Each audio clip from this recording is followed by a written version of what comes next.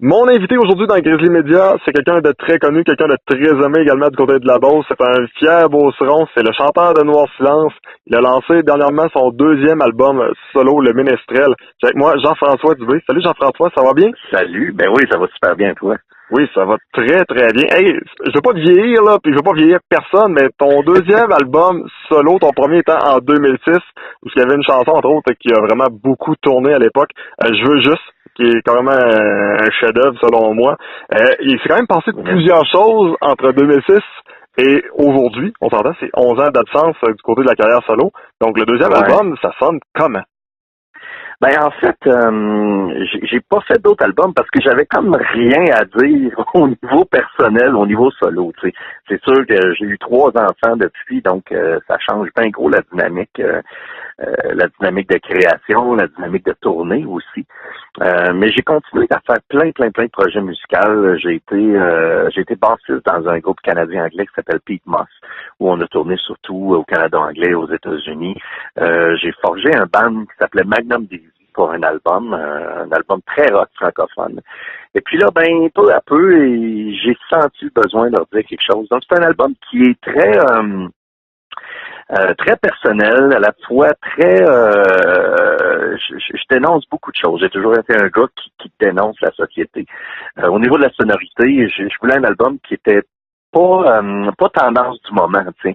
En ce moment, toutes les tunes, t'as des fou-ti-dou-tout-ta avec du xylophone en arrière, puis c'est comme la mode. La mode, c'est ça, c'est correct. Mais la mode, ça passe. Donc, je voulais faire un album qui était intemporel. C'est-à-dire, la chanson, c'est quoi? Une chanson, ça s'écrit avec un instrument puis une voix. Puis à partir de là, on enrobait, on rajoutait une batterie, on rajoutait une basse. Puis quand on sentait que c'était correct, on arrêtait. On n'essayait pas d'en mettre plus, on n'essayait pas de suivre une tendance du moment. Ce qui fait que c'est un album qui est très, j'ai entendu le terme Heartland Rock, que j'aimais beaucoup, qui est très Tom Petty, Bruce Springsteen, John Mellencamp. Donc c'est un album qui est très folk rock, acoustique, beaucoup de guitare. C'est ça, en fait, j'ai fait l'album, pas que j'ai toujours voulu faire, mais que j'ai toujours voulu entendre. Tu sais, à un moment donné, tu achètes des albums au Québec, tu te dis, ah, j'aimerais ça. Tu cherches une sonorité. Et puis, à force de pas l'obtenir, j'ai dit, mais regarde, je vais le faire, mon album, ce que j'ai toujours voulu entendre. C'est comme une coche de plus, je pense, que ce que j'ai toujours voulu faire. Fait que, c'est ça, c'est un album que je suis vraiment fier parce que j'ai pas de compagnie de disque, j'ai pas eu de subvention nulle part, ni de gauche, ni de droite. Donc, c'est un album qui a été fait avec les moyens du bord. J'ai tout simplement appelé des passionnés de la musique, des musiciens qui voulaient partager avec moi cette espèce d'aspect-là de création. Donc, j'ai travaillé avec Fire Lewis, qui est mon guitariste depuis 12 ans maintenant. Marc Brodeur, qui est mon batteur depuis une couple d'années aussi. Puis j'ai quelques amis qui m'ont aidé, dont Rudy Kaya, Danny Bédard, Steve Veilleux de Caen. Donc j'ai beaucoup d'espèces de collaboration au niveau de l'écriture, au niveau de la chanson, au niveau mais c'est tous des gens qui se sont investis pour la passion de la musique. On a essayé d'oublier un peu que la musique, c'est une business. Puis oui, c'est une business qui va mal, mais c'est la business qui va mal. C'est pas la musique. Les gens écoutent encore de la musique. Au pire, tout s'effondre. Oui, l'industrie du disque va s'effondrer, ce qui est pas une mauvaise chose. Parce qu'en ce moment, les artistes donnent tout leur argent à leur gérant. Fait que là, on va juste être plus pauvre. Ben non, en fait, on va être aussi pauvre qu'avant, mais on sera pas pauvre parce qu'on donne notre argent à quelqu'un d'autre, tu comprends?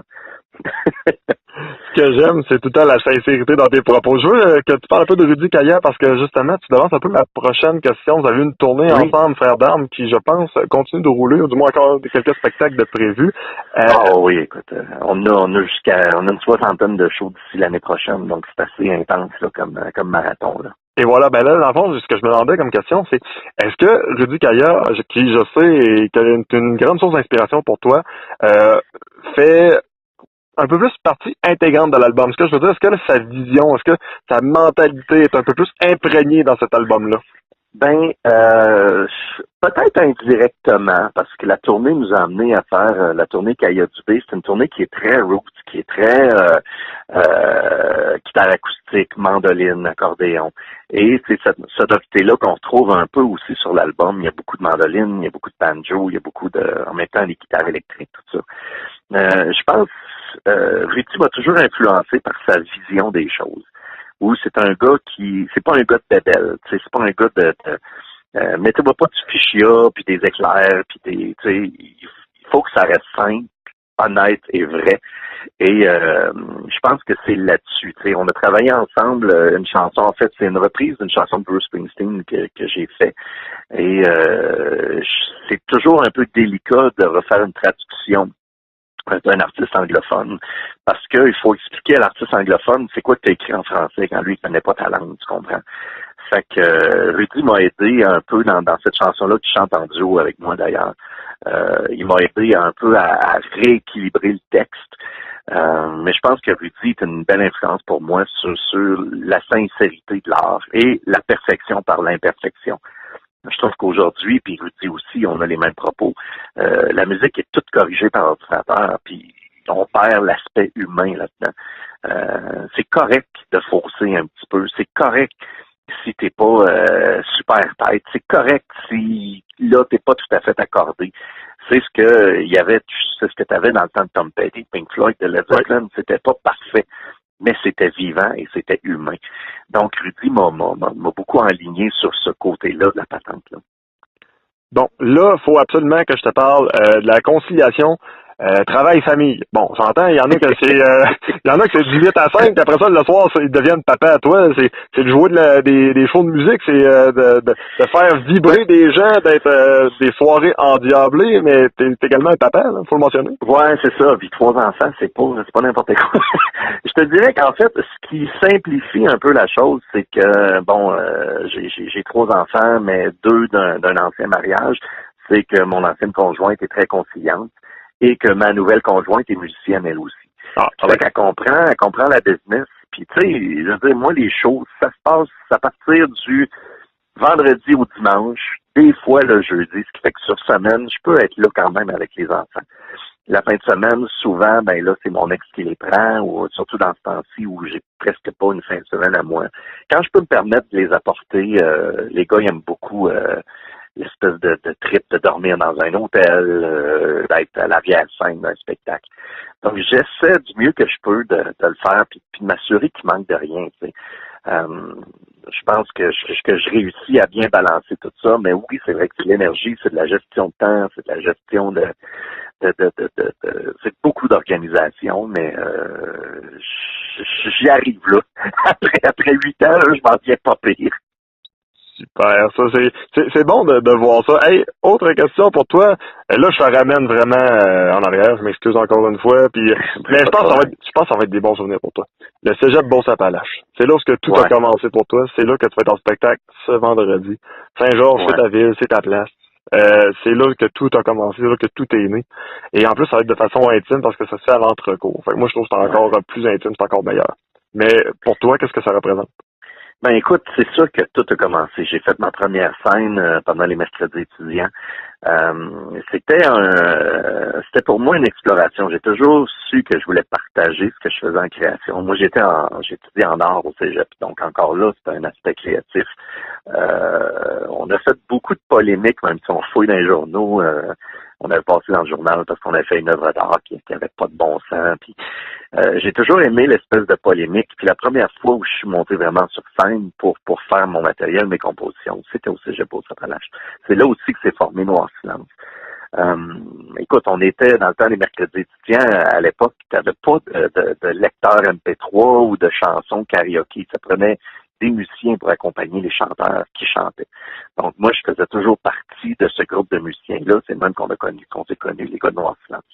Et là, de retourner à l'entrecours, puis en plus, et là où j'ai passé le plus de temps à mon cégep, il y a une couple de cours que je n'allais pas juste pour flâner à l'entrecours. Donc, c'est vraiment spécial. C'est un show qui est très... je dirais qu'il est très cru et très énergique parce qu'on est juste 3 musiciens. C'est-à-dire, moi, je chante, je joue de la basse, j'ai mon guitariste et mon batteur. J'ai voulu ramasser le noyau avec qui j'ai fait l'album. Et c'est un spectacle, c'est très comme The Police ou c'est juste des trios comme Rush, où est-ce que t'as pas de synthétiseur, t'as pas de blabla pour enrober tout. Donc, ce que t'entends, c'est pur, c'est cru. C'est pas masqué par d'autres instruments. On a le strict minimum et c'est très sincère, je pense. Et c'est ce que je voulais représenter devant ma gang aussi. Je voulais pas arriver avec les tambours et trompettes et toute la kit, puis je voulais revenir à quelque chose d'énergique, mais en même temps d'intime, où ce que je peux voir les gens, leur parler, revoir dans la salle mon ancien dentiste, faire des chums, tu sais. Je pense que c'est important, puis c'est des valeurs qui nous sont fortes à nous autres, les Beaucerons. C'est-à-dire cette communauté-là, ce désir de rester proche les uns des autres. C'est typique en Beauce. J'ai fait le tour du Québec et j'ai pas vu ça nulle part ailleurs.